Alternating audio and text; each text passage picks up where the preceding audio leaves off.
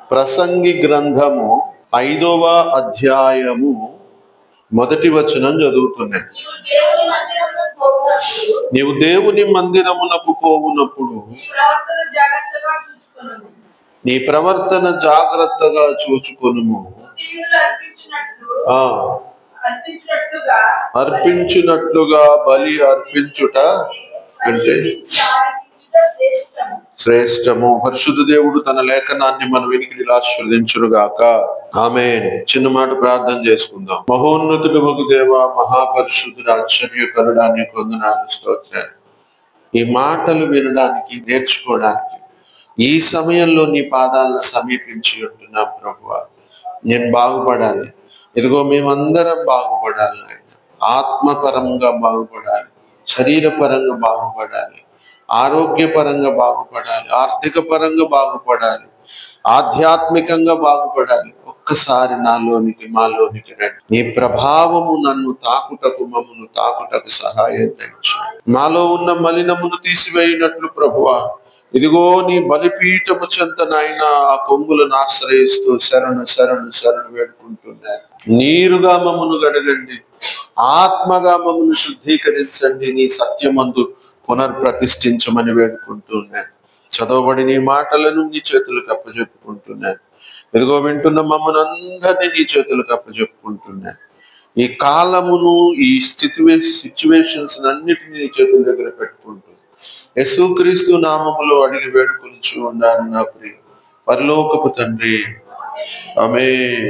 ఈ మాట చాలా మందికి పరిచయం. దేవుని మందిరమునకు పోవునప్పుడు నీ ప్రవర్తన జాగ్రత్తగా చూసుకుని చాలా మందికి పరిచయం. ప్రసంగి గ్రంథం అంటేనే నాకైతే చాలా ఇష్టమైన గ్రంథం. నేను ఎక్కువ సార్లు చదివినటువంటి గ్రంథం. ప్రసంగి గ్రంథాన్ని చదివేటప్పుడు ఎట్లా ఉంటుందంటే అదొక నిరాశాపరుడు రాసినట్టుగా ఉంటది, కానీ చాలా తత్వ సంబంధమైనటువంటి ఆలోచన ప్రపంచానికి లింక్ అయినటువంటి గ్రంథం మాట అది. మెట్టుకు ప్రియులారా, నీవు దేవుని సన్నిధికి మందిరమునకు పోవునప్పుడు నీ ప్రవర్తన జాగ్రత్తగా చూసుకొనుము అంటే మనం ఈ మాటను ఎట్లా అర్థం చేసుకుంటాం అంటే, ఎవరైనా సరే దేవుని సన్నిధికి వెళ్ళాలంటే, లేదా దేవుని దగ్గరికి వెళ్ళాలంటే, ఆ మందిరానికి వెళ్ళాలంటే కొద్దిగా పవిత్రంగా ఉండాలా, కొద్దిగా పరిశుద్ధంగా ఉండాలా. ప్రవర్తన అనేది ఒక స్పష్టంగా చేసి చెప్తా ఉంటాం. ప్రవర్తన అనే విషయాన్ని కాసేపు మనసు పెట్టి ఆలోచించమని మనవి చేస్తాం. ప్రవర్తన అనే విషయమే చాలా ప్రాముఖ్యమైన విషయం. కానీ నేటి సమాజంలో ఈ ప్రవర్తన అనే సంగతి ఎట్లా ఉందంటే హిపోక్రసీగా ఉంది. అంటే మనిషి బయటికి కనిపించినటువంటి స్వరూపం కన్నా బయటకు కనిపించినటువంటి స్వరూపమే చాలా బలమైన స్వరూపం. అలా ఉంది. చాలా మంది తెల్ల బట్టలు వేసుకుంటారు, బాగానే ఉంది, చక్కగా తలంటుకుంటారు, నాకులాగా బాగుంటుంది, కాస్త మంచి బట్టలు వేసుకుని వస్తా ఉంటుంది, బాగుంది. కానీ ఈ స్వభావాన్ని నేను బయట కనపరుస్తున్నటువంటి ఈ స్వభావానికి, లోపల నేను ఉన్నటువంటి స్వభావానికి చాలా మంది జీవితాల్లో వ్యత్యాసం ఉంటుంది. లోపలున్న స్వభావాన్ని బయటికి కనిపించకుండా జాగ్రత్తగా కవర్ చేయడాన్ని కపటవర్తనము. లోపల ఒక రకమైనటువంటి స్వభావం ఉంటుంది, కానీ బయటికి వేరైనటువంటి స్వభావం ఉంటుంది. ఇది బాగా అర్థమయ్యే లాంగ్వేజ్ లో చెప్పాలంటే నక్క. అది ఎంత బాగుంటుందంటే పులితో గాని ఇంకో దాంతో గాని చాలా బాగా మాట్లాడుతుంది, కానీ టైం వచ్చినప్పుడు ఒరిజినాలిటీ బయటకు వస్తుంది. ఈ ప్రవర్తన లేదా స్వభావం గురించి దేవుడు చాలా క్లియర్ గా మాట్లాడుతాడు. నేను ఇక్కడికి వచ్చి చాలా జాగ్రత్తగా, చాలా భక్తిగా, చాలా వినయంగా, చాలా నెమ్మదిగా ప్రవర్తించానంటే దేవుడు అది కోరుకుంటున్నాడని అర్థం. చాలా మందికి తెలియనటువంటి విషయం ఏంటంటే వాళ్ళల్లో ఉంటున్నటువంటి అంతర్లీనంలో ఉన్నటువంటి ఈ స్వభావ సంబంధమైన లక్షణాలు వాళ్ళు ఎందుకో అంతగా పట్టించుకోరు, దాని మీద మనసు పెట్టరు, చాలా విచిత్రంగా ప్రవర్తిస్తూ ఉంటారు. సామెతల గ్రంథము 3వ అధ్యాయము 32వ వచనం చదువుతున్నారు. కుటిల వర్తనుడు యెహోవాకు అసహ్యుడు. చాలా దారుణమైన మాట కదా ఇది. వాడి ప్రవర్తన ఎలా ఉందంట? కుటిలంగా ఉందంట. కుటిలత్వము అంటే పైకి ఒక స్వభావము, లోపల ఇంకొక ద్వంద్వ స్వభావాల యొక్క భక్తి జీవితం చాలా మందిలో ఉన్నది. అది పరిశుద్ధాత్ముడు చెప్తున్నటువంటి విషయం. ద్వంద్వ స్వభావాలు అందరిలో ఎందుకు ఉంటాయండి? మీరు అలా చెప్తారు కానీ చాలా మంది మంచోళ్ళు ఉన్నారు, చాలా మంది మేధావులు ఉన్నారు, చాలా మంచోళ్ళు ఉన్నారండి. మీరు అట్లా చెప్పడం కరెక్ట్ కాదండి అని అంటారు. నేను మీ అందరి భాషలో చెప్పడానికి ట్రై చేస్తాను. జ్యోతిష్యుల దగ్గరికి ఎవడైనా వెళ్ళేటప్పుడు మన date of birth, time, place పట్టుకుని పోవాలి. వాడు ఏం చేస్తాడంటే దాన్ని బట్టి గణాంకాలు వేసి మనుషులని ఒక విషయం పూర్వం పెళ్లిళ్ళలో జరిగేటటువంటి కార్యక్రమం వాళ్ళిద్దరికి కూడా ఇప్పటికీ జరుగుతుంటుంది చాలా చోట్ల. వాళ్ళిద్దరికి కూడా కొన్ని స్వభావాలు తీస్తారు. వాళ్ళ జాతకాన్ని బట్టి స్వభావం తీస్తారు. అరే నువ్వు పాము అయ్యేవరా, నువ్వు ముంగీసు అయ్యేవరా. ఆ పావుకి ముంగీసుకి పడదు కాబట్టి ఇద్దరికి చస్తే పెళ్లి చేసేవాళ్ళు. వాళ్ళలో జంతు సంబంధమైన ఒక స్వభావాన్ని చూపించి ఈ జంతు సంబంధమైన లక్షణాలు ఉన్నాయి ఇతనికి అని చెప్పి ఆ జంతు సంబంధించినటువంటి దాన్ని పోల్చి వాళ్ళకి మ్యాచ్ చేస్తా ఉంటారు చాలా మంది, పెళ్లిళ్ళు చేస్తాం. ఇది అక్కడ ఎందుకో రాంగ్ గా కనిపించింది కానీ నాకు బైబిల్ దగ్గరకు వచ్చేటప్పటికి ఎందుకో రైట్ గా కనబడతా ఉంటుంది. అక్కడ రాంగ్ గా కనబడింది కానీ నాకెందుకో బైబిల్ దగ్గరకు వచ్చేటప్పటికి చాలా కరెక్ట్ గా కనబడుతుంది. మీకు అందరికి అర్థమయ్యే భాషలో చెప్పడానికి ప్రయత్నం చేస్తున్నాను. లూకా సువార్త గ్రంథము 3వ అధ్యాయము 7వ వచనం చదువుతున్నాడు. యోహాన్ అనే భక్తుడు అరణ్యంలో చాలా మందికి సువార్త ప్రకటించిన తర్వాత కొంతమంది మారు మనసు పొంది అతని దగ్గరకు వస్తే వాళ్ళతో మాట్లాడుతూ ఉన్నాడు. ఆ బాప్తీసం తీసుకోవడానికి అతని దగ్గరకు వచ్చిన వారితో మాట్లాడుతున్నాడు. చదవండి. సర్ప సంతానమా, రాబో ఉగ్రతను తప్పించుకున్నటకు మీకు బుద్ధి. మీకు అర్థమవుతుందో లేదో ఈ విషయాన్ని మీరు ఒక్కసారి చాలా జాగ్రత్తగా చూడగలిగితే వాళ్ళని పిలిచినటువంటి పిలిపేంటి? పాము పిల్లలారా అని. వాళ్ళ స్వభావాన్ని చెప్తున్నాడు. అంటే అంతర్ముఖంలో ఉన్నటువంటి జంతు స్వభావాన్ని చెబుతా ఉన్నాడు. అంతర్ముఖంలో ప్రతి ఒక్కడికి ఒక జంతువు ఉంటది. ఇది మీరు ఒప్పుకున్నా ఒప్పుకోకపోయినా నిజం. నాలో ఒక జంతువు ఉంటది, అందరిలోనూ ఒక్కో జంతువు ఉంటది. ఇది నిజం. అది టైం వచ్చినప్పుడు మాత్రమే బయటకు వస్తాం. అప్పటి వరకు నేను మనిషిలానే ఉంటాను, మనిషిలానే మాట్లాడుతూ ఉంటాను, మనిషిలాగే ప్రవర్తిస్తూ ఉంటాను. ఇన్ కేస్ ఏ టైం వచ్చినప్పుడు ఆ జంతువు లోపల నుంచి వచ్చి ఆ జంతువు యొక్క స్వభావాన్ని కనపరుస్తాం. ఇది ఇవాళ నుంచి వచ్చినటువంటి విషయం కాదు, నేను పుట్టక ముందు నుంచి ఉన్నటువంటి విషయం. మనిషి మనిషిలా ప్రవర్తించకపోతే తిట్టే పశువా అని. అంటే పశువు స్వభావం కలిగిన వాడు, జంతు స్వభావం కలిగిన వాడని. విచిత్రం ఏంటంటే జంతు స్వభావంతో ఆగిపోయిన వాళ్ళు కూడా ఉన్నారు. ఈ జంతు స్వభావంతో ఆగిపోయిన వాళ్ళు కూడా చాలా మంది భక్తులు ఉన్నారు. ఆ జంతు స్వభావ విషయంలో దేవుడు చెబుతున్న మాట ఏంటంటే ఆదికాండము 1వ అధ్యాయము 28వ వచనం చదువుతున్నాను చూడండి.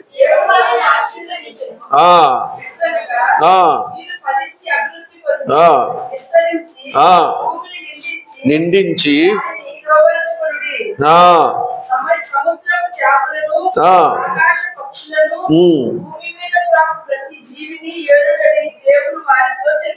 ఏం చెప్పాను?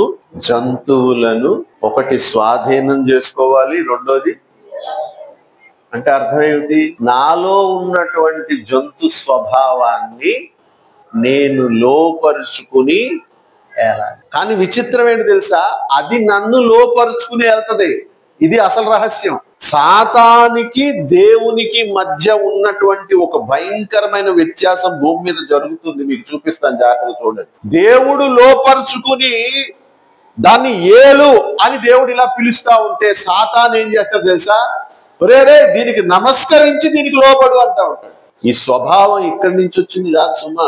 అంత అగ్నిగా మండుతున్నటువంటి ఆ పర్వతం మీద మోసే పైకెళ్ళి దేవునితో మాట్లాడతాం. వాళ్ళల్లో ఉన్నటువంటి స్వభావ స్వరూపాన్ని చేసి ఆ స్వభావ స్వరూపానికి నమస్కరించేలాగా ఇశ్రాయేలీలందరినీ ప్రేరేపించగలిగిన శక్తి దానికి ఉంటుంది. ఆ స్వరూపమే దూడ, బైబిల్లో ఎప్పుడో జరిగింది సార్. నేనంటే నా స్వరూపం ఇప్పుడు లేదా? ఇప్పుడు కొలిచేది అదే. ప్రతి దేవత దగ్గర కనపడేది కూడా అస్వభావం. విచిత్రం ఏంటంటే క్రైస్తవ సంఘంలో కనపడేది కూడా అస్వభావం. ఈ స్వభావాన్ని మీరు లోపరుచుకుని ఏలండి అంటాడు దేవుడు. కాదు కాదు కాదు, ఈ స్వభావానికి నమస్కరించి లోబడండి అంటాడు వాడు. చాలా విషయాలు కనబడతా ఉంటాయి. నేను అబద్ధం చెప్పట్లేదు. మీరు ఒక్కసారి అద్దం ముందు కంటే దేవుని యొక్క మనస్సాక్షి దగ్గరికి వెళ్ళి మిమ్మల్ని మీరు పరీక్ష చేసుకుంటే మీలో మిమ్మల్ని ఏలడానికి మీతో యుద్ధం చేస్తున్నటువంటి స్వభావం ఒకటి కనబడతాను. అది చాలా సార్లు నన్ను లోపరుచుకుందామని అది ప్రయత్నం చేస్తూ ఉంటుంది. దాన్ని నేను లోపరుచుకోవాలని నేను ప్రయత్నం చేస్తాను. ఇది నిత్యం జరుగుతున్నటువంటి ఒక యుద్ధ పోరాటం. ఈ పోరాటానికి సంబంధించిన ప్రవర్తన విషయం ఉంటుంది చూసారా. నేను ఆత్మను సంబంధించిన అంటే దేవుని సన్నిధిలో నా స్వభావాన్ని నేను లోపరుచుకుని ఏలేవాడిగా ఉంటే నా ప్రవర్తన వేరుగా ఉంటుంది. అలా కాదు. ఒకవేళ నా స్వభావమే మరి నన్ను లోపరుచుకుని ఏలేదుగా కనబడుతుంది అనుకోండి, నా ప్రవర్తన ఒకలా ఉంటుంది. నేను ఇక్కడికి వచ్చి దేవుని దగ్గరకు వచ్చి సేమ్ నాలో ఉన్న ఏ స్వభావం అయితే ఉందో ఆ స్వభావమే కనపరుస్తూ ప్రార్థన చేశాను అనుకోండి, గొడవే లేదు. కానీ నా స్వభావాన్ని చాలా జాగ్రత్తగా లోపల దాచుకుని దేవుని దగ్గరకు వచ్చి నేను కాకిగా ఉన్నాను లోపల, కానీ దేవుని దగ్గరకు వచ్చి ఒక పావురంలా కనబడడం మొదలు పెట్టాను అనుకోండి, ఎలా ఉంటుంది? ఇక్కడ బాగానే ఉంటుంది. కానీ దేవుడు ఏమంటున్నాడు? కుటిల వర్తనుడు అసహ్యం అనే మాటే నాకు చాలా నచ్చదు. అట్లాంటి ఆ స్వభావం ఉంటుంది అని చెప్తా ఉంటాడు. యోబు గ్రంథంలో ఈ జంతు స్వభావాల గురించి పర్టికులర్ గా ఒక అధ్యాయమే రాయించేశాడు. 39వ అధ్యాయం అంతా కూడా అదే. నిప్పుగోడు కనబడుతుంది, లేడి కనబడుతుంది, దుప్పి కనబడుతుంది, చాలా అడవి గాడిద కనబడతా ఉంటుంది, గుర్రం కనబడతా ఉంటుంది, చాలా జంతువులు కనబడతా. ఇవన్నీ కూడా మనుషుని యొక్క గణాలను బట్టి వాళ్ళలో ఉన్నటువంటి స్వభావ స్వరూపాలు అన్నమాట. ఈ స్వభావ స్వరూపాలను లెక్కగట్టి ఆ స్వభావ స్వరూపాలకు దగ్గరగా ఉన్నవాడికి పూర్వకాలం పెళ్లి చేసేవాడు. ఆ స్వభావ స్వరూపాలు వ్యతిరేకంగా ఉంటే వాళ్ళకి పెళ్లి చేసేవాడు కాదు. జాతకాలు కలవట్లేదు అని చెప్పేవాడు. కానీ ఇక్కడికి వచ్చినప్పటికి ఏ జాతకం అయినా కలిసిపోద్ది అంటారు. కానీ దేవుని దగ్గరకు వచ్చేటప్పుడు కూడా సర్పము యొక్క యుక్తిని ప్రవర్తించటాన్ని దేవుడు పూర్తిగా వ్యతిరేకిస్తున్నాడు, చాలా వ్యతిరేకిస్తున్నాడు. సర్పము తనలో సాతానుని ఆహ్వానించుకుని వాడిని బయట కనబడించకుండా అవ్వమ్మతో స్నేహాన్ని మొదలు పెట్టించిండు. సర్ప స్వభావం చెప్తున్నాను. నేను పావులా కనబడతాను కానీ నాలో ఉన్నటువంటి సాతానుని బయట పెట్టకుండా వాడితో స్నేహం చేస్తూ వాడిని అనుసరిస్తూ అసలు బయటికి వాడిని అనుసరించట్లేదు తెలుసా అన్నట్టుగా చూపించేటటువంటి స్వభావమే సర్ప సంతానము లేదా కుటిల వర్తనము. నాలో నన్ను ఏలడానికి ఎప్పటి నుంచో ఒక జంతువు ఉంటుంది. ఆ జంతువు నన్ను ఎప్పటికప్పుడు లోపరుచుకుందామని ప్రయత్నం చేస్తూనే ఉంటుంది. దేవుడు చాలా క్లియర్ గా చెబుతున్నాడండి అందరికీ కూడా. దేవుని యొక్క సన్నిధికి లేదా మందిరానికి వెళ్ళేటప్పుడు నీ ప్రవర్తన నువ్వు ఎలా ప్రవర్తిస్తున్నావు అనే విషయాన్ని దేవుడు స్పష్టంగా చెప్తున్నాడు. జాగ్రత్త అని హెచ్చరిక చేస్తాడు. ఎందుకంటే నేను సర్పంగా ఉన్నాను అనుకోండి, నేను సర్పంగా ఉన్నానయ్యా, నాకు అర్థం కావట్లేదు, ఎందుకో నేను దీనికి లోబడిపోయాను, ఇక్కడ నన్ను విడిపించు అంటే అది వేరే విషయం. దేవుని సన్నిధికి వెళ్ళి నేను ఎటువంటి సర్పాన్ని కాదు ప్రభువా, నేను చాలా మంచోండి ప్రభువా అని ప్రార్థన చేస్తే దానంత అబద్ధం ఇంకొకటి ఉంటుంది. చాలా బాగా లోతుగా చెప్తున్నటువంటి వచనాలు బైబిల్ గ్రంథంలో చాలా ఉంటాయి ఈ జంతు స్వభావం గురించి. ఒక ప్రవక్త కూడా తన గురించి చెప్పుకుంటున్నట్టు ఉంటాడు, పశుప్రాయుడను. అంటే ఈ జంతు స్వభావం దగ్గర నేను ఆగిపోయిన వాడను అని. ఈ జంతు స్వభావం చాలా మందిలో ఉంటుంది. ఆ జంతు స్వభావాన్ని లోపరుచుకుని దాన్ని ఏలి నువ్వు భక్తి చెయ్యాలని చెప్పి దేవుడు చెప్తా ఉన్నాడు. చాలా మంది అంటారు, ఎందుకండి ఆ జంతు స్వభావాన్ని చంపేస్తే సరిపోతుంది కదా, ఏ గొడవ ఉండదు కదా, హాయిగా ఫ్రెష్గా ఉంటాం కదా అని అంటారు. నాలో ఒక పనికి మాలినటువంటి స్వభావం ఉంది, దీన్ని చంపేస్తే పోయే కదా, ఇంకే గొడవ ఉండదు కదా, హాయిగా మంచిగా ఉంటాను కదా నేను. అసలు ఆ స్వభావాన్ని తీసేస్తే సరిపోతుంది కదా, ఆ జంతువునే నాలో నుంచి తీసేస్తే సరిపోతుంది కదా, నేను చాలా బాగుంటాను కదా అంటారు. చాలా మందికి తెలియనటువంటి విషయం, సృష్టిలో దేవుడు చేసినటువంటి ఒక విషయం, ఇర్మియా గ్రంథంలో దేవుడు చెబుతున్నటువంటి విషయం. 27వ అధ్యాయము 5వ వచనం చదువుతున్నాను.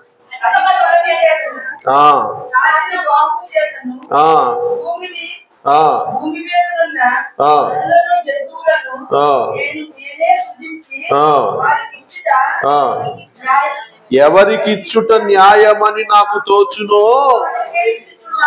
ఏందంట? దేవుడు సృష్టి ఇచ్చింది, నువ్వు చంపడం కుదురుతుందా?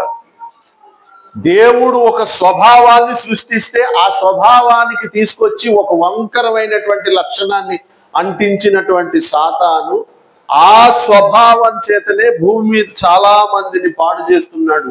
ఆ పాడు చేస్తున్న ఈ క్రమంలో నేను మొత్తం ఈ సృష్టిని మార్చేస్తాను తెలుసా అన్నట్టుగా నీలో ఉన్న స్వభావాన్ని చంపేస్తాను అంటాం కదా. ఎందుకంటే అది చావనే చావ.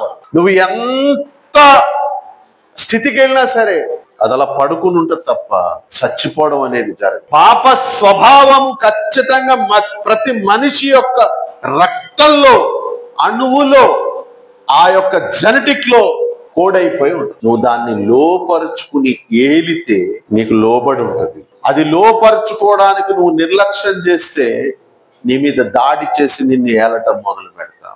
ప్రకటన గ్రంథము 7వ అధ్యాయము 14వ వచనం చదువుతున్నాను. అయ్యా నీకే తెలియననగా అప్పుడు ఆ దేవదూత నాతో ఇలాగూ చెప్పాను,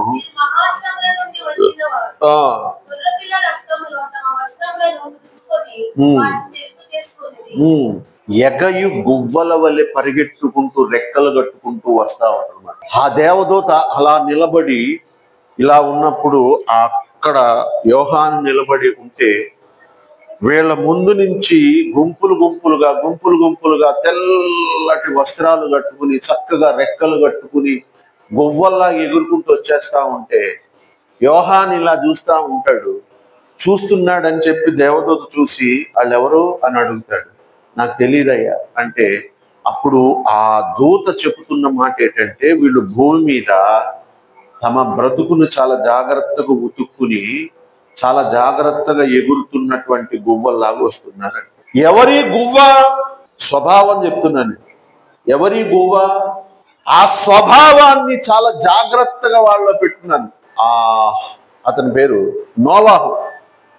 వాడలో నుంచి వచ్చిన తర్వాత పవిత్రమైన జంతువులలో కొన్నిటిని తీసి, పక్షులలో కొన్నిటిని తీసి యెహోవాకు బలి ఎత్తించాడు.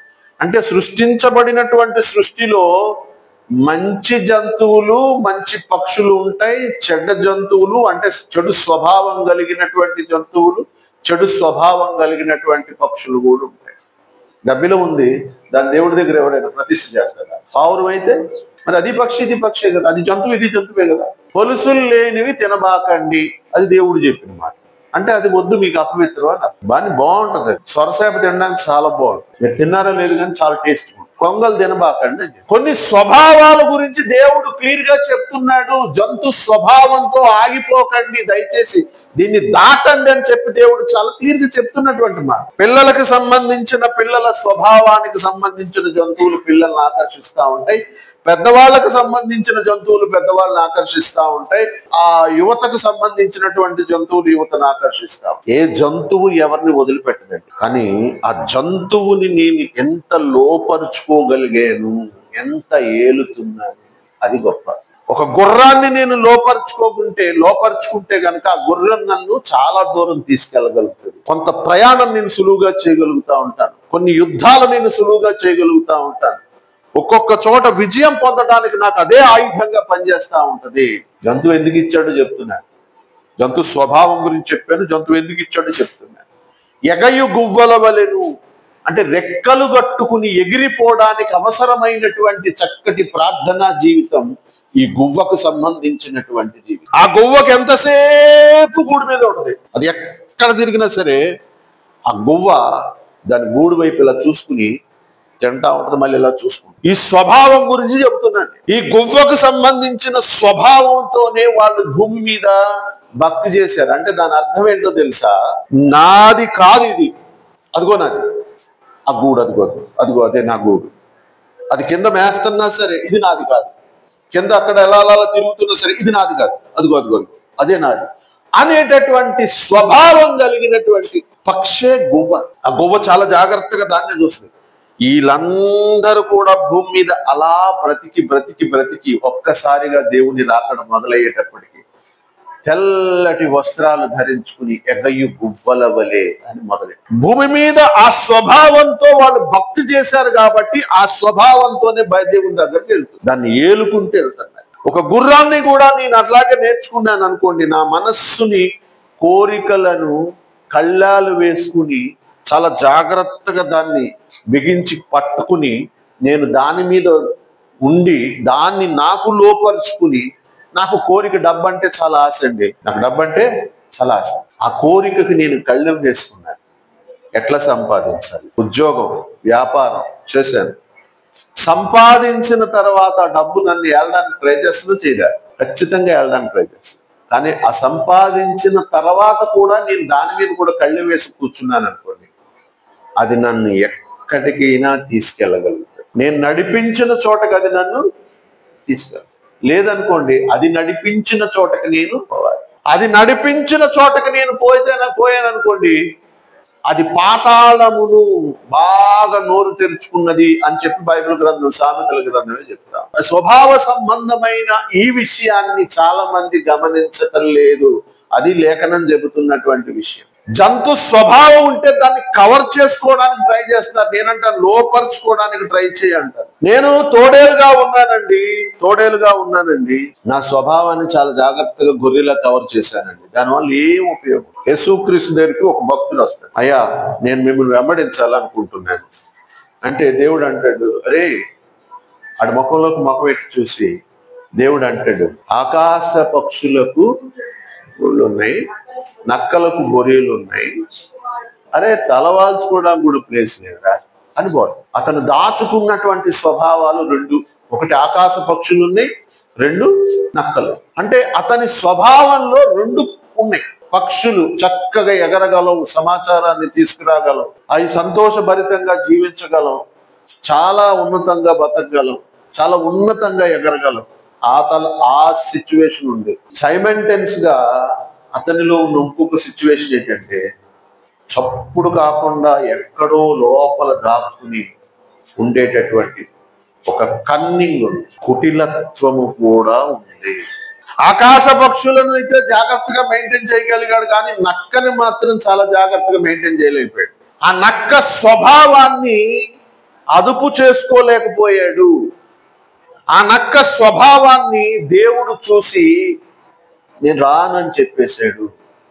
ఆ స్వభావానికి సంబంధించినటువంటి విషయం నేను బాగానే ప్రవర్తిస్తున్నానండి అని అంటారేమో. ఇప్పుడు మీరు అద్దంలో ఇప్పుడు చూసుకుని చెప్పండి, నేను ఎలా ప్రవర్తిస్తున్నాను. లేదా ఇంకా బాగా చెప్పాలంటే, నేను ఏది కవర్ చేసుకుంటున్నానని చెప్పండి. రంగు వేసుకున్నాను, మరి ఏం చేయను, తెల్లగా వచ్చింది కాబట్టి, నేను కుర్రోళ్ళ కనబడాలి కాబట్టి వేసుకున్నాను. చూసేవాడికి తల బాగుంది, ఇతను కాస్త వయసులో ఉన్న వ్యక్తే అనుకుంటాడు కాబట్టి, నిజానికి నేనేంటి, తల మెరిసిన వాడు. కానీ నేను ఎలా చూపించుకుంటున్నాను, తల మెరవని వాడిని. నా స్వభావం చెప్తున్నాను సుమా.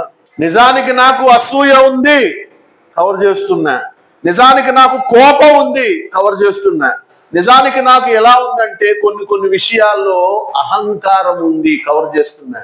కొన్ని విషయాల్లో గర్వం ఉంది, కవర్ చేస్తున్నా. కొన్ని విషయాల్లో ద్వేషం ఉంది, కవర్ చేస్తున్నా. కొన్ని విషయాల్లో చాలా ఉన్నాయి, కానీ నేను ఇక్కడ పావురల్లా కనబడేలా కవర్ చేస్తున్నా. నాకు అన్యాయంగా మాట్లాడే నాలుగుంది, కవర్ చేస్తున్నా. ఎవరినైనా ఎంత మాట అయినా అనగలిగేటటువంటి కుక్క లాంటి మొరిగే స్వభావం నా దగ్గర ఉంది. అసలు నేను మొరగనటువంటి దానిలో ఇక్కడ కవర్ చేస్తున్నాను. ఎంత మంచిగా పెంచుదామన్నా సరే నీచంగా బతకాలనేటటువంటి కాకి స్వభావం నాలో ఉంది, కవర్ చేస్తున్నాను. ఒక జంతువు కాదండి, చాలా జంతువులు ఉన్నాయి, మంచి ఉన్నాయి, చెడ్డవి ఉన్నాయి. దేవుడు చెబుతున్న మాట ఏంటంటే, లోపరుచుకుని ఏలు అది చెప్తున్నాడు. కానీ సాతాను చెబుతుంది ఏంటంటే దానికి లోబడు, అది నిన్ను ఏళ్తుంది. అది నువ్వు ఏళ్తున్నావా, నువ్వు ఏలబడుతున్నావా, నువ్వు దేన్ని ఏళ్తున్నావు, లేదా ఏది నిన్నేళ్తుంది? నేను క్లియర్గా అడుగుతున్నటువంటి మాట. సార్, నేను మంచి స్వభావంతోనే భక్తి చేస్తున్నాను సార్, హ్యాపీ.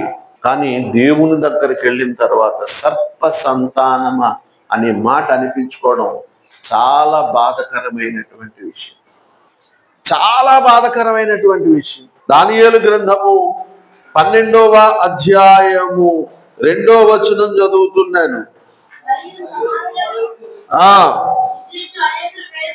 సమాధులలో నిద్రించు అనేకులు మేలుకొనెదరు, కొందరు నిత్య జీవమును అనుభవించుటకును, కొందరు నిందపాలగుటకును. ఎందుకో మేలుకొందురు? హేయులు అంటే అసహ్యులు.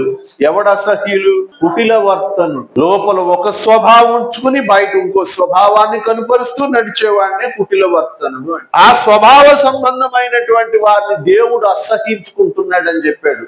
ఆ స్వభావంతోనే నీవు భక్తి మర్చిపోతే గనుక దేవుడు నిన్ను అసహించుకుంటాడని చెప్పి దానియేలు కూడా చెప్తున్నాడు. జంతు స్వభావమును లోబడకండి, దాన్ని లోపరుచుకోనండి. పులిలా ఉంటది స్వభావం, లోపరుచుకో. సింహంలా ఉంటది స్వభావం, లోపరుచుకో. ఏనుగులా ఉంటది స్వభావం, లోపరుచుకో. నువ్వు కూర్చోమంటే అది కూర్చోవాలా, నువ్వు లేమంటే అది లేవాలి. కోతి లాంటి స్వభావం ఉంటుంది, లోపరుచుకో. గొలిసేసి నీ కూడా తిరగాల. కుక్క లాంటి స్వభావం ఉంటుంది, గబుక్కుని కక్కిన దానికి ఆశపడిపోయేలాగా. దాన్ని లోపరుచుకో. నువ్వు తినమంటే తినాలా, కక్కమంటే కక్కాలా. నువ్వు మోకరించమంటే మోకరించాలా, నువ్వు లేమంటే లేవాలా. ఈ శరీరం, ఈ స్వభావం, దాన్ని లోపరుచుకుని ఏలేటటువంటి ప్రవర్తన ఎవరికైతే ఉందో వాడి ప్రవర్తన గురించి దేవుడు చెబుతూ ఉంటాడు. జాగ్రత్తగానే ఉన్నాడు సుమాయుడు. జాగ్రత్తగా లేనివాడు కుటిల వర్తనతో దేవుని సన్నిధికి వస్తే జాగ్రత్త సుమా అని చెప్తున్నాడు. ఎందుకంటే సరి చేసుకునేటటువంటి టైం ఇది. ఒకవేళ అలాంటి స్వభావాలు నేను కూడా లోపడవచ్చు, అప్పుడప్పుడు కొన్ని స్వభావాలకు నేను కూడా లోపడవచ్చు. కానీ వెంటనే కడుక్కునేటటువంటి మనసు నాకు ఉంటుంది.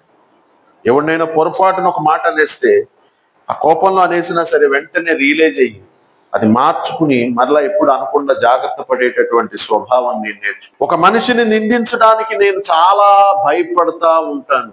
ఒక మనిషిని మాట అనడానికి నాకు చాలా భయం వేస్తూ ఉంటాను. ఎందుకంటే ఈ మాట దేవుని దగ్గర నన్ను నీచపరుస్తుందేమో. ఎవడి మీదైనా కుక్క మొరగలు, మనిషి మొరిగాడు అనుకోండి, ఏమంటారండి? ఆ స్వభావం అంట. కానీ ఎవడి మీద మొరగాలో వాడి మీద మొరిగేది మనిషి లక్షణం. వాడు ఈ స్వభావాన్ని ఎలా మార్చుకున్నాడు? మనిషిగా మార్చు. నువ్వు ఇలా మార్చుకోమని చెప్తున్నాడు. దీన్ని లోపరుచుకుని దీన్ని ఏళ్ళమని దేవుడు చెప్తున్నాడు. ఏళ్దాం. దేవుడిచ్చిన ఈ శరీరాన్ని మనం ఏళ్దాం. ఈ శరీరంలో ఉన్నటువంటి స్వభావాలను మనం ఏళ్దాం. ఈ శరీర స్వభావాన్ని లోపరుచుకుని గువ్వగా దేవుని దగ్గరికి దీన్ని ఎగురుకుంటూ తీసుకుపోదాం. అట్టి కృప పరిశుద్ధాత్ముడు మనకందరికి అనుగ్రహించును గాక. ఆమేన్.